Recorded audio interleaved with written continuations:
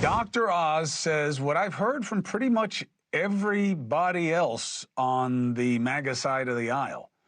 There is no plan to cut services for Medicaid or Medicare, just identifying waste, fraud, and abuse.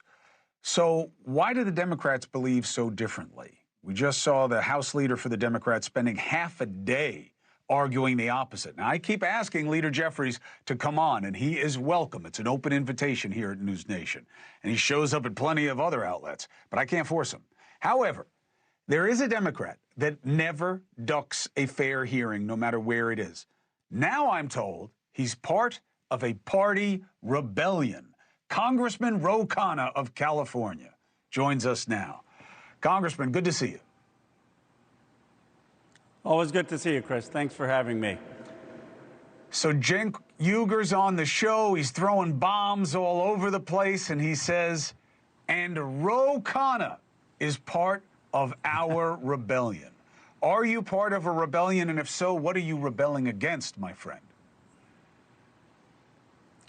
Well, it's pretty simple. We want to get money out of politics. We want to stand for popular policies that the Democrats are for, paid family leave, increasing the living wage, making sure we're investing in manufacturing and renewing the country. And we want generational change. And Cenk thinks that we need outside voices in the party to get it focused on the economy and popular policies.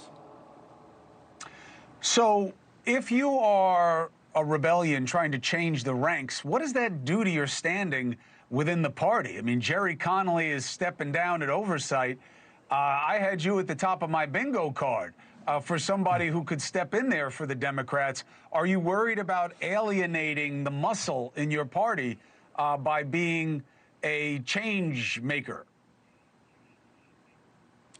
Well, sure. Look, I've said that primaries are a good thing. That is not going to make you a ton of friends in the Congress. But my goal is to have a substantive vision for the country. And I will criticize Donald Trump. I have all the time. I criticize J.D. Vance. But, you know, I'm more interested in putting forth a positive vision of what's going to create economic growth in places like Lorain, Ohio, and Johnstown, Pennsylvania, what's going to actually bring electronics manufacturing back, what's going to create new technology jobs. And so my time in Congress, I'd rather spend on a positive, substantive agenda for the American people.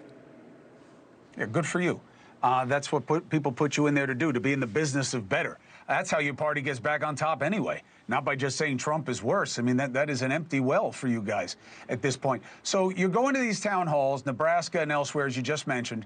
There is a common concern about Medicaid, right? You got 85, 90 million people oversampled in Democratic states because the governors there expanded Medicaid coverage. A lot of the red state governors didn't, so they have disproportionately more uninsured. But this idea that they're afraid of Medicaid being cut, isn't it Democrats spreading that it's going to be cut? Why do you believe that? Well, I heard your whole interview with Dr. Oz. He's obviously a smart guy, but you know what he didn't offer you was any specifics. And I'd welcome to talk to him, either on your show or privately. If you want to cut the Medicare waste, here are 3 specifics that I would give you. First, Medicare Advantage is actually making their patients sicker than not. If you go after that, you would have significant savings. He never even mentioned Medicare Advantage because of the influence of private insurance and companies on our politics. Second, you notice he didn't mention anything on prescription drugs. That would be hundreds of billions of dollars of savings if we negotiated prescription drugs, like President Trump has said on the campaign trail he wants to, so that Americans aren't paying more than people in other parts of the country. And the third biggest savings you'd get is if you required hospitals not to charge 3 times as much for an X-ray or a CT scan as you'd go be charged if you went to a clinic. But, you know, Dr. Oz was a lot of words, and he's obviously a smart guy, but there were no specifics there. And that's because he's not willing to challenge some of these special interest pharma companies, hospitals, Medicare Advantage. And look, the Republicans, it's a fact, voted for $1.5 trillion of Medicaid cuts. You called him on the waste, fraud, and abuse. that is maximum $50 to $60 billion a year. Even if you take his $100 billion, and he didn't specify where it's going to come from, it still doesn't equal the cuts that they voted for.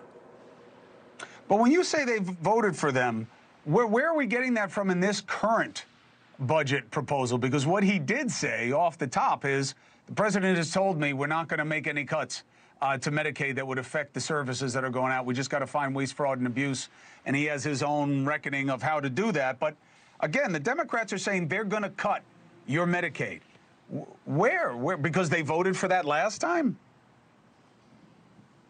Well, look, I think, you know, I'm always a fair broker, try to be. The Senate side didn't want to do the cuts. And the Senate side, because Josh Hawley and others called up the president and said, we can't cut it. The House version did have those cuts of up to $880 billion. And I guess we'll see what the president decides. I mean, it's very well possible that they're not going to go with the House version. I hope they don't go with the House version, and I hope they are true to their commitment on not having services cut. But it is fair to criticize the House members who voted for those cuts, because there's no way you get $880 billion of cuts just going after fraud and abuse. And what I'd say to Dr. Oz is, where is the fraud and abuse that you're going after if you're not going after Medicare Advantage, you're not going after prescription drug pricing, and you're not going after the hospitals that charge more? I mean, it's just empty rhetoric if you're not willing to take on those actual special interests.